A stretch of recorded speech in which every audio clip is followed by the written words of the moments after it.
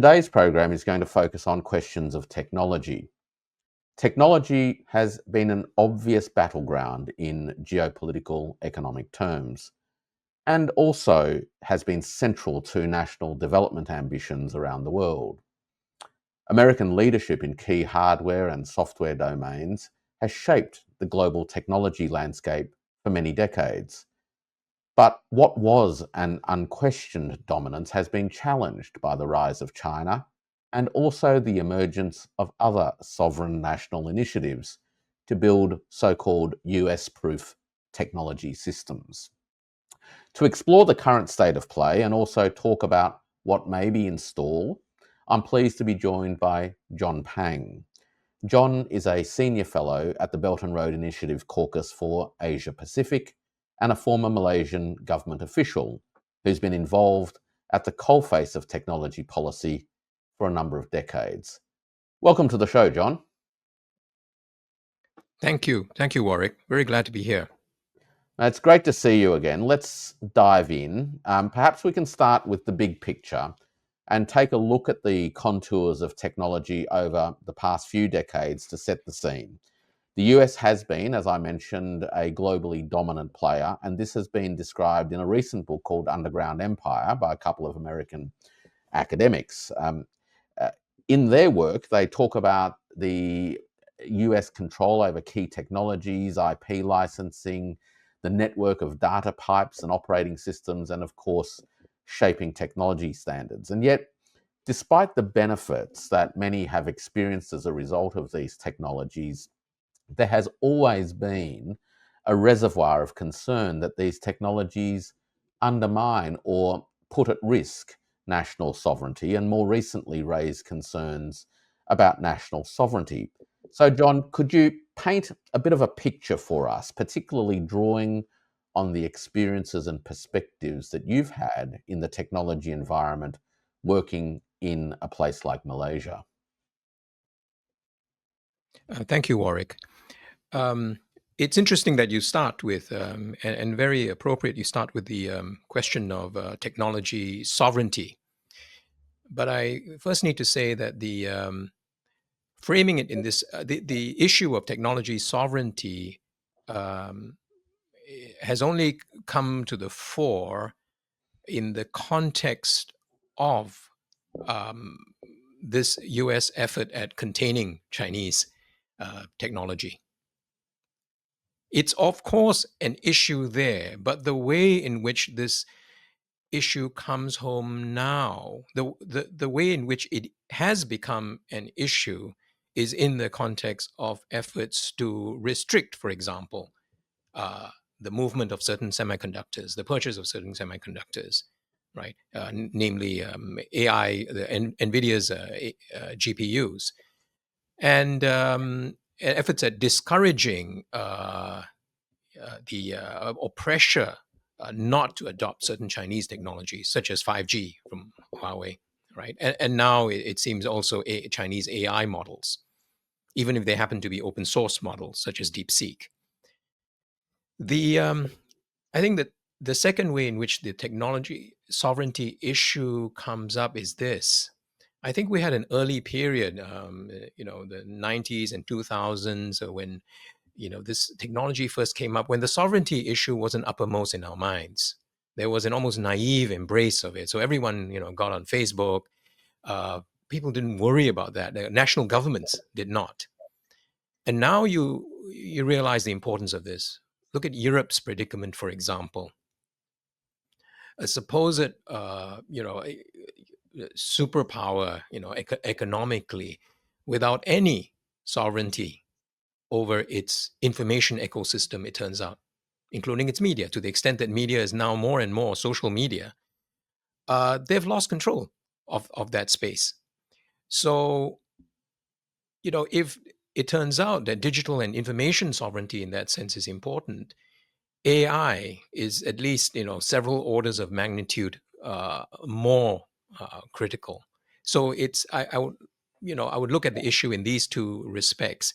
The way in which it's come home to people in Malaysia would be one. So we were sold a lot of, I mean, there was this naive embrace of a one world, no issues, everyone just can use Google, Facebook, etc.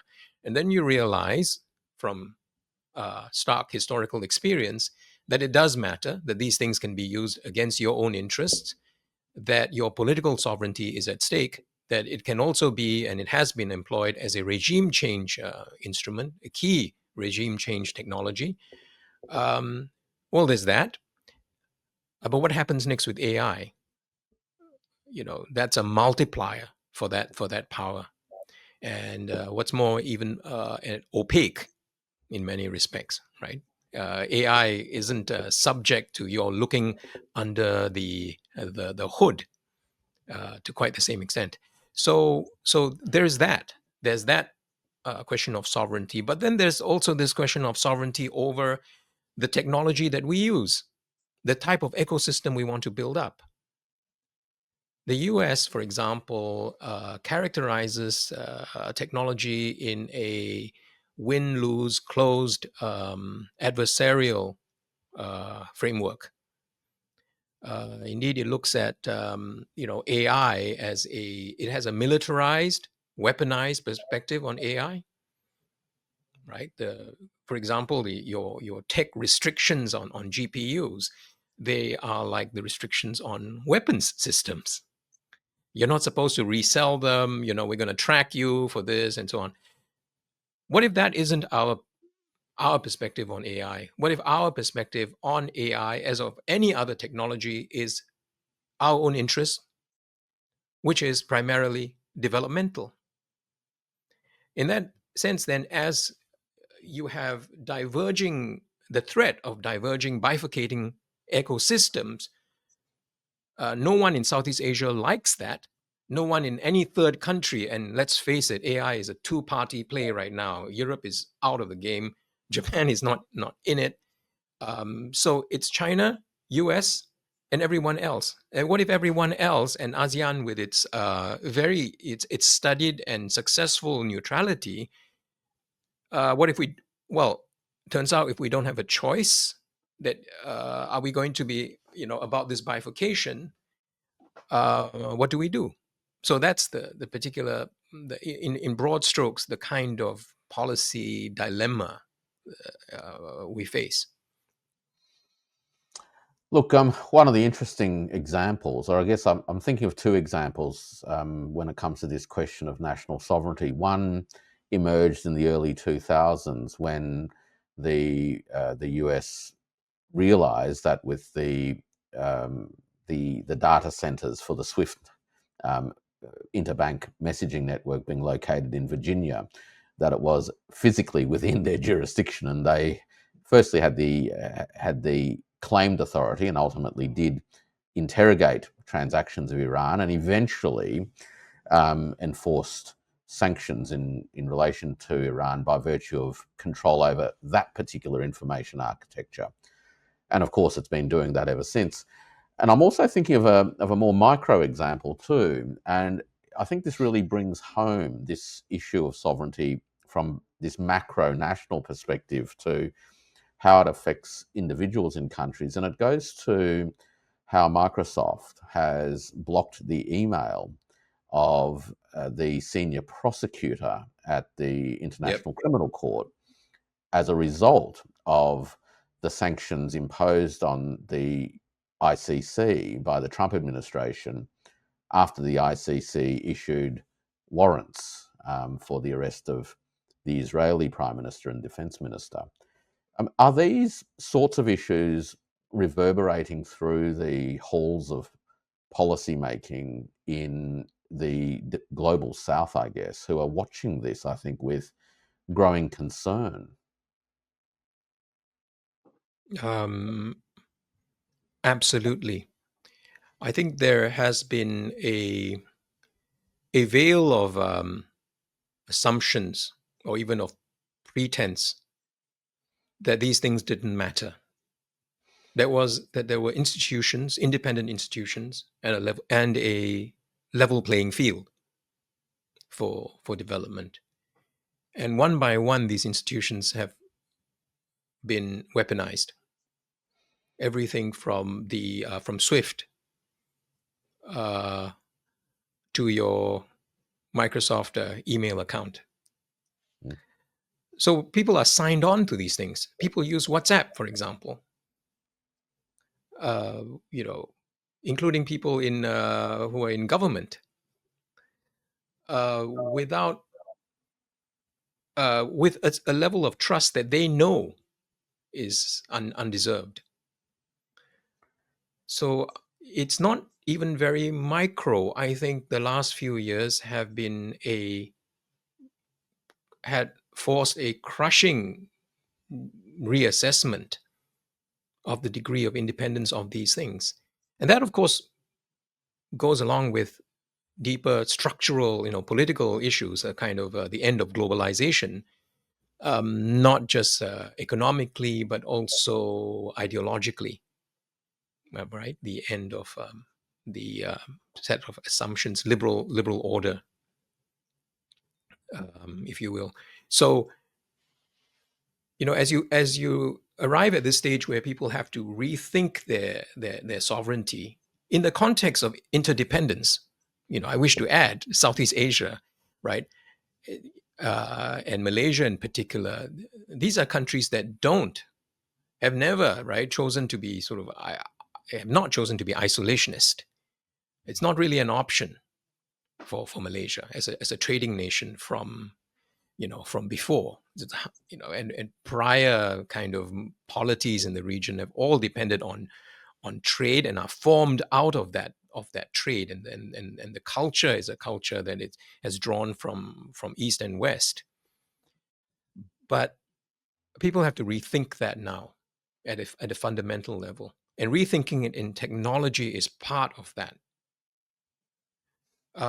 So the systems we adopt, how much sovereignty we have over them, that ties in with the question of how much capacity we have to be sovereign. If you're not developing these, if you don't have the capacity, even the human capacity, to be at some level, the to have some degree of mastery over them, um, how much are you just a price taker uh, and just a follower after? So, I mean, these are deep problems, and I don't think um, we're just at the very beginning of grappling with them. But I just want to stress the illusion is over. Yeah, everyone knows these things are weaponized. The dollar system is weaponized. Um, you know, you really have to rethink this. So if we get to AI, um, There was it was like it's that, yeah, that you had to subscribe to a particular theology um, about yeah. information. That information had to be a Hmm. particular way, and if you subscribe to that theology, then the rest of the architecture came along with it. And we touched on obviously some of these proprietary systems. But in a previous life, you were and have been a strong advocate, I guess you would say, of the role of open source in Yes. being a foundational layer to addressing these sorts of issues, whilst at the same time, in a sense, squaring the circle, by which I mean delivering autonomy and sovereignty on the one hand, whilst enabling the continuation of interoperability on the other. Where do you think the open source world is at today as it intersects with these dynamics at a geopolitical level, at a corporate level, at a proprietary technology level? I think open source is key. It's necessary element of our, practically speaking, right, and maybe even theoretically, of attaining some degree of sovereignty over technology, and by extension, our information systems, information ecosystem, and I mean also our by that I mean also our media, therefore our politics, our education systems. Why is that? Because it lowers the barriers to entry in the first place tremendously, not just in cost terms, but also in terms of the level at which we can play. So that's why the deep seek moment early this year was, I felt, very, very significant for the global south, for developing countries. Think of what it was before that. You had Larry Ellison just saying about a week before that, or just days before the launch of that latest model of latest iteration of DeepSeek. Oh, we have this gigantic moat, right? Don't bother to play. Or Sam Altman saying that to Indian business people. Don't even bother. This is not for you. We built this giant moat of money around it. If you don't have a few hundred billion, don't play. Well, we don't have a few hundred billion to throw at this issue. But if it's open source, you can get at it, dig at it. You can start to build an application layers over it to adapt the technology to yourselves. You can look at the weights, right? You have a choice. So it's absolutely fundamental. Now, I first grappled with this open source thing when I was at the Ministry of Education, where I was advisor on digital technology, digitization of the school system, the ministry and the school system, and we had to fight tremendous battles against incumbent, vendors of proprietary software. I saw no reason, for example, why our kids were being trained to use Microsoft Word, and Excel, for example, rather than just being trained on using a word processor or a spreadsheet, which you could have, even then it was available through Open Office. So, but big licenses were at play, and a lot of money was involved, and I became a target, right? I became a kind of a hotspot for this. But so open source has had, real issues taking off for reasons that you know as well as I do around the world. Even so, it's been very important, right? It's the architecture, in fact, the bottom architecture of the sort of the internet, your Linux, Apache, and so on. But when you have open sourced, what we didn't expect was open source AI. That's power on another level, and especially as it's backed by policy in China, obliquely, if not directly, that the system would be open, that it would encourage participation. But that's precisely the model that developing countries need. We do not need AI to be some arena, some battlefield, right? We need it to be an enabling technology. And to the extent that, here's where there's an asymmetry. People like to characterize this as a sort of rivalry, and then you have China on one side and the US on the other. But China isn't imposing restrictions on our using NVIDIA chips or ChatGPT. People can use it according to what they want. This is the same thing with ASEAN, right? There is an asymmetry here in characterizing the situation simply as rivalry. It's not, let's be honest. It's one side fighting a war to maintain supremacy with a weaponized perspective. And as you said, as you mentioned theology, with what I call a kind of a cargo cult view of technology, specifically especially of AI. We need to be dominant in this because at some point we're going to attain, AGI or even ASI, artificial superintelligence. And thereafter, we're going to dominate these people, right? It's a one-shot finite game in comparison to an infinite game, as some people have put it. So I think people in the developing world, especially in Asia and in China, see this as an infinite game. You develop this, I develop this. We may be competing, we may be rivals, but there's always a tomorrow. And the other guy is going to produce something better, and we could work together on this. So it's not a one-off sort of battle for supremacy. And making it that imposes tremendous costs on the rest of the world.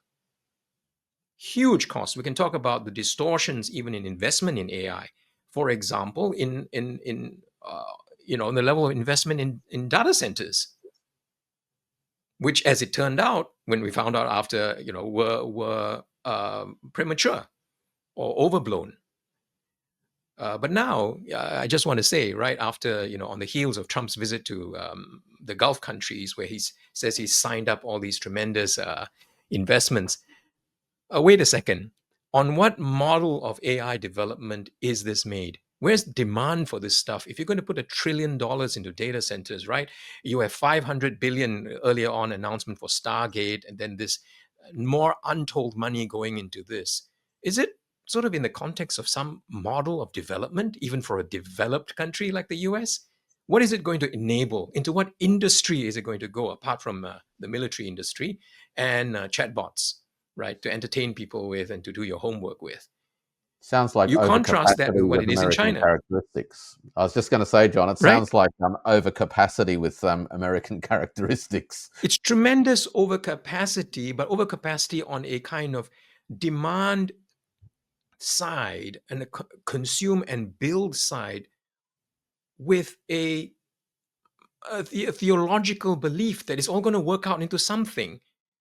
You contrast that with the role of AI in China. It's part of an ecosystem that includes new energy, that includes sophisticated, that includes cutting edge communications, right? 5G and 6G coming. Um, and it's in that system that it has a use, and there's huge demand pull for it. There's no shortage of demand for the compute built up in Chinese data centers. Whereas there was excess capacity for sure after the DeepSeek revelation in Malaysia. Malaysia is, um, fortunately or unfortunately, a major hub for data centers in Southeast Asia. It's the it's hosts the largest number of them, and the largest number of them in being planned. And there was a crash in that market after DeepSeek, because the capex model on which they were built was many times what was needed for particular functions, right? For particular use cases. So there's this giant effort. You build up AI as this sort of god, and you have I don't know, Skynet inspired view of the kind of domination it will give you over others, and we just can't afford this sort of this level of nonsense, right, around a key and critical technology. and It's that, and we would rather not be dragged into these visions. it sounds like, in a sense, that we're at an inflection point where it's not just a question of rivalry between two nations, which is No, how much of this it's is not. often pitched. It's actually a systemic Yeah. or a paradigmatic contest Yes. between a system in which Yes. a single player, whoever that happens to be, dominates, versus a system in which it's almost impossible for single players to dominate others. Would that be a fair sort of Yes. description of what's actually going on here? Yes. What's going on is real life, industry driven, needs driven, socially, societally driven supply and demand for technology, without any particular fetishization of AI, versus, on the other side, a, a cargo cult like fetishized view of what AI is going to deliver. And that plays very well into a military industrial, and now it turns out, right, military industrial and tech uh, a complex, which is basically working on it on a sort of, finance and tech bro pitch book basis, right? This is like Eric Schmidt showing up and saying, okay, this is it. There's this huge risk here, and if you give me this amount of money, we're going to counter the Chinese, right? And these are really, really narrow visions, even from a U.S. perspective. Now you think of what some portion of $1 trillion that they're talking about would do if it went into, let's say, high-speed rail in the US, even strategically, even in terms of maintaining a competitive edge against China. If that's your primary objective, you want to build your economy, you want to have sort of smart cities, where is this all going to go? All you do is say, I'm going to build this kind of these data centers. Then you go to the Saudis and the Qataris and Dubai, right? And you garner this tremendous amount, you talk about these tremendous amounts of cash. What's going on here is almost a kind of a laundering of Arab money, right? The way, it reminds me of the petrodollar, the beginning of the petrodollar. And it's sort of an attempt to to get back to where we comfortably were building a money moat before DeepSeek happened. In other words, this is another money moat. We're just going to use Arab money for this. Yeah, it As it seems. turns out, I don't, right? Yeah, look, it seems like that the moat has shifted, though, hasn't it? In a Yeah, way that is almost irreversible, meaning that the moat that was built up around the models themselves, which then supported a particular capex model on the hardware side, came crashing down with the DeepSeek moment. yeah, And we've shifted yeah. the moat in effect to the ability to build and deploy applications that are useful. So that foundational model part of the story is no longer protectable by the old business model mode. What's No, left it's not. though, what's left though is this hardware piece. And this is Yes. the semiconductor piece. And the DeepSeek moments seemed to do a couple of things in that space too. One was to demonstrate that you could actually do a lot more with a given amount of capability by having better and more efficient algorithms. But the other thing it did, of course, is it shifted the economics on the hardware front, which you touched on. But I'd like you to perhaps describe that a little bit more and then perhaps then reflect on how that intersects with the current and future of energy economics, if I may, and the politics of energy globally, because it seems that the moves from the Gulf states reflects a couple of things. One is actually a desire to diversify their economies. One is to actually offload US dollars because they're actually not that useful and get other things instead. And ultimately to shift the Gulf states from essentially oil dependent economies into economies that are driven by renewable energy and data. So there's a fair bit there thrown Yes, at a you, fair bit. Yeah. but perhaps you Mm. could just help us unpack that a little bit and perhaps reflect on what that means in terms of the go forward, particularly from a global South aspirational point of view.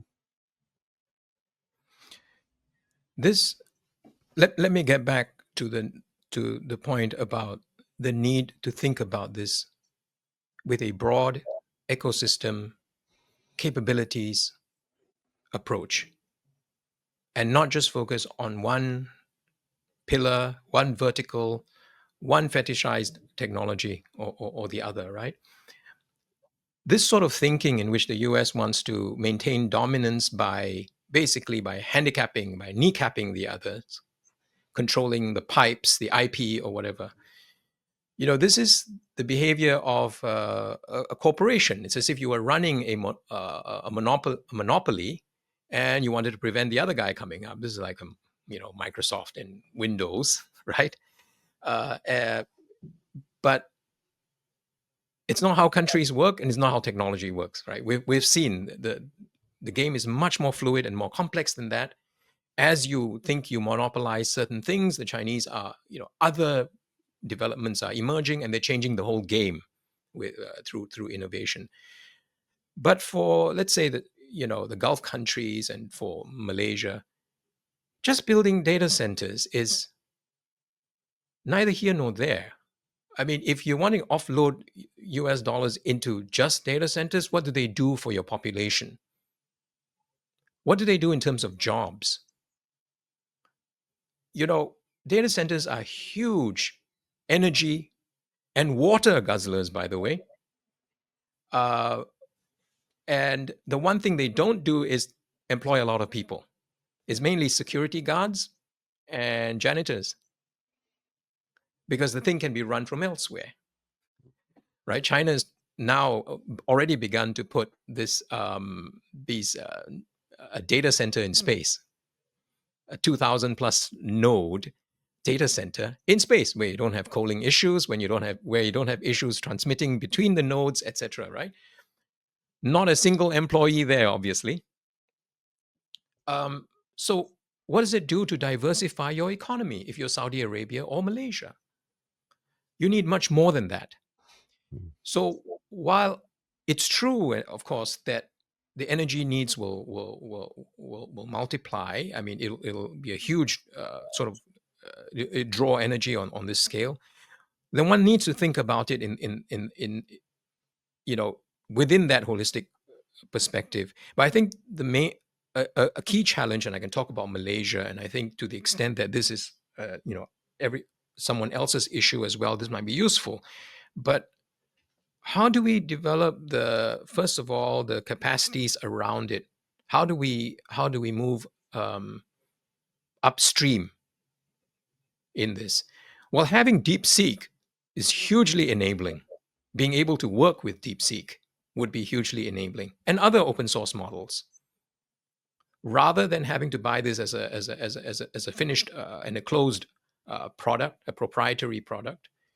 And being able to, of course, to go back to the issue of sovereignty, being able to have control over your data, right?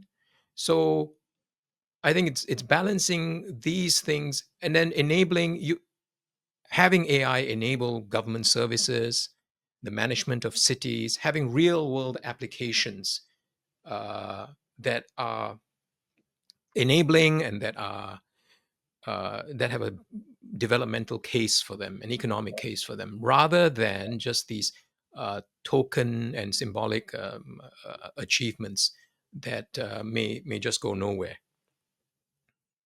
I feel that's the thing. I don't know if I addressed a part of your very rich Well, question. there was a lot in there, and I want to touch on two parts, I guess, Yeah, to yeah. really Let's draw this break. out. Yeah, help me break it down. This ecosystem story that you're painting, I think, is opening up a discussion strategically. Yes. That's actually very important because rather than being obsessed by one particular piece of the technology stack, this actually says that technologies must be embedded into social economic processes. And Yeah. in part, it means developing applications that are useful, that do things that are productive and valuable for societies. But on the other hand, and perhaps drawing on your educational strategy and policy background, I want to just pick your brains on a bit, is actually what does this mean in terms of the upstream part, which is where do humans come into this story?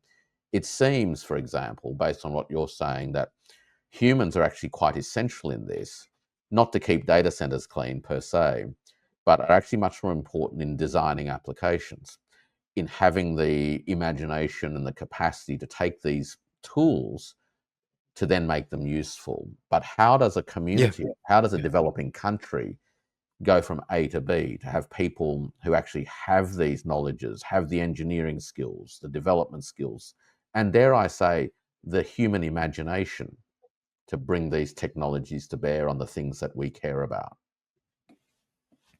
Look, we need to socialize, we need to humanize, we need to civilize this technology.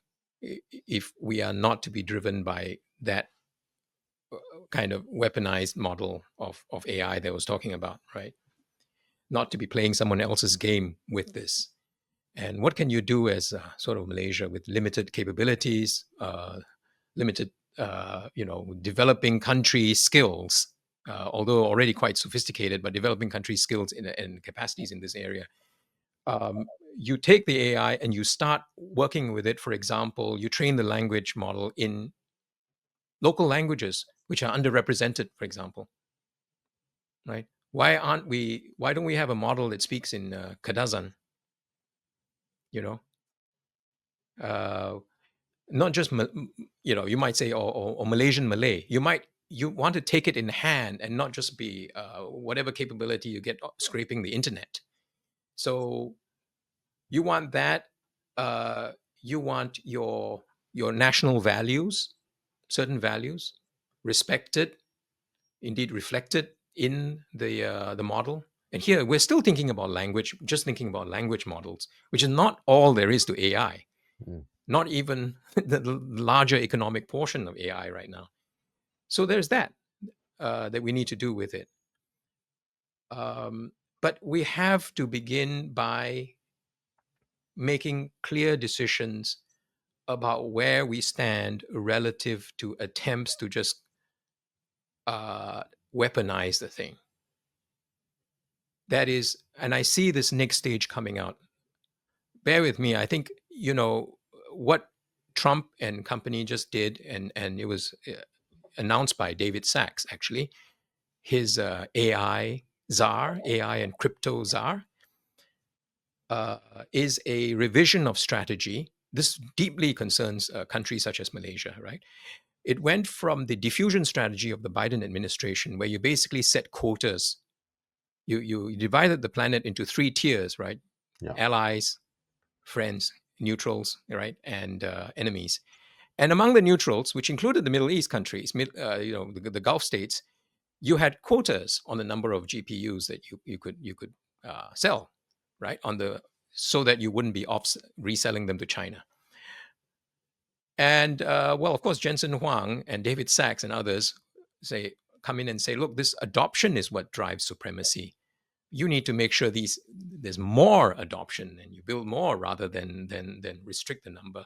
So they come back with this revised thing in which, okay, we're just going to proliferate this stuff, and then we're going to ban Huawei chips, company chips, and Chinese models, or basically threaten countries that use these. So in the Commerce Department's, at least in the first, I don't know if they've amended it, first draft, they said, okay, Huawei SN chips violate US, using those chips violates US export restrictions. I mean, I don't know on what interpretation, right? Chips made in China and designed not to have US input, to be US free, violate your export restrictions. But secondly, on the model side, therefore you can't, Malaysia can't be, not supposed to buy Huawei SN chips. So what do we have? Practically speaking, NVIDIA, right? We can't train and run inference on of DeepSeek, let us say, or Qwen, right? Or any Chinese model on NVIDIA chips. So you're basically, instead of doing this quota system, you say, okay, let's proliferate let's sell as many GPUs as we can, and let's just ban the other guys' chips and models. I don't think this is going to work. And I think we have to push back on this. I think the pushback, John, has This seen runs the. roughshod over any kind of AI sovereignty, priorities of any third country. I think there is a little bit of backtracking because they've. It looks like that they're Yes, now just they backtracked. warning people about Hmm. risks rather than Yes, more or less, rather than yes. trying to issue Yeah, the chip part got backtracked into a warning, right? into a Yeah. warning, But the and I think sign that is there was there. some What pushback. signal have you sent? The signal is that it's arbitrary. Yeah. We don't really care about legality because the first thing didn't make any legal sense at all, but we still put it out. So basically, it's a kind of fairly thuggish type of warning about untold consequences. The flip side of this, though, Now, this John, is is not. that Yeah, doesn't yeah, that create or amplify the extent to which um, uh, developing countries, I guess, now treat US technologies and US policy making around technologies, which are with a much higher level of sensitivity to risk of capricious change down the track, which makes it absolutely, actually very difficult to absolutely. move forward. That's one. And the second Yeah. one Yes. is with improvements in computational capabilities and improvements in algorithms, the ability to get bigger bang for buck from, say, future generations of DeepSeek models could actually see these models get pushed further and further to the peripheries, which again changes the economics of companies like NVIDIA, but also creates new possibilities for countries like the Global South to create more diverse ecosystems. Any thoughts on that? But what do you mean by pushing NVIDIA? I mean, sort of the deep models such as DeepSeek to the periphery. To be You able to mean to the run them, adoption periphery? yeah, to be able to run them closer to the user end, right? Pushing them to smaller devices, into more localized environments, running DeepSeek models in office towers that are useful for offices or Yeah, for particular yeah, yeah, enterprises. So instead yeah, of a yeah, model that sees these computational resources highly centralized because you need a very large number of these GPUs to drive it, you actually end up being able to yeah, yeah, decentralize capability, yeah. which Edge really, devices, Internet of yeah, Things. yeah, You run it on your own. They're already selling boxes on. You can buy a box on Taobao, right? That will yeah, run it instead of having to wire three MacBooks together or whatever, right? You um, you buy a box that runs it locally, yeah, and there'll be more and more of that. Um, but it's not just that. The broader issue, there are two issues here. One is the incoherence of trying to ban an open source model. yeah, I mean, look, it doesn't have a nationality once it's at some level once it's open source, right? Is Linux Finnish because out in the Linus Torvalds wild, is Finnish? out in the wild. It's out in the wild. Mm, It's out in the wild. If we develop the capacity to mess with this stuff and take it in our own direction, which I hope we will, right? Who's to say, what nationality, what kind of security risk this presents to you because it has some ancestry in China, right? So there's that. The other incoherent bit is brought up by this recent attempt, I think now that in Congress they're talking about stopping Apple from running Alibaba's Quen, I think, on iPhone in China. So if they want to sell iPhone in China, iPhone to be competitive with Xiaomi, Huawei, and so on, which all the next generation, they're all going to be running AI, right? The way iPhone uh, runs Siri, which is not proper sort of AI, but to run really good AI on the model. Well, Congress wants to ban that, wants to stop them from doing that on the basis that it would train and improve Chinese, Alibaba's AI model. Well, good luck with that.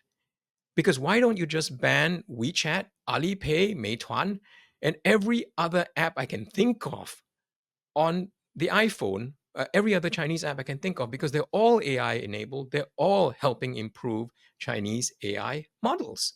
It's completely incoherent. And then as we approach an Internet of Things, right? The kids around me actually in Hangzhou are working on that, by the way. That's what the cool kids are doing, Internet of Things. They're enabling wearables, your fridge, your appliances, small devices with AI, with embedded, uh, e- you know, models, right? And they're all going to be improving Chinese AI.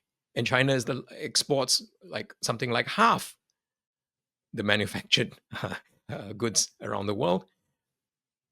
So AI is coming at you through an Internet of Things. To the extent there's going to be an Internet of Things, there's going to be an Internet of Chinese AI. How's that for a scary scenario if you want to turn that into an adversarial situation? So I think the issue of sovereignty, even for the US or for Malaysia, remains a live issue. So if you have Chinese AI running all through your devices, your data centers, and so on, how do you preserve sovereignty? Well, not by banning this stuff, but by working with this stuff, right? And we don't have an opportunity to do that if our policymakers are frightened into sort of conforming to basically an incoherent and in the end doomed effort to keep out Chinese AI. Because Chinese AI isn't just chatbots and LLMs, right? The whole self driving cars thing is computer vision, machine learning. These are all applications of AI that we don't talk about because the US has a pitch book type driven view, right? We're going to have this, these chatbots, they're going to dominate. It's very, very narrow.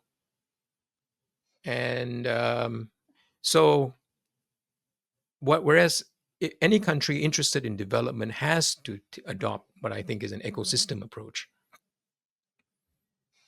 Well, there's a Yeah. lot going on in this space, John, and I just want to thank you for touching the surface and, in a sense, coping with the fact that I ask questions that are a little bit too long with too many moving parts. And but in doing No, so, no. shedding a lot of light, I think, for people on what the issues are and the complexities that we are confronting, both as individuals in our communities, but also for those of us who work in organisations and in government. And hopefully, Mm, over the next little while, we will have a little bit more talk about how yes. cross-border collaboration can empower people as opposed Yes. to persistent talk about technology as a way for one group of people to dominate another group. So, look, thanks very much again, Yes.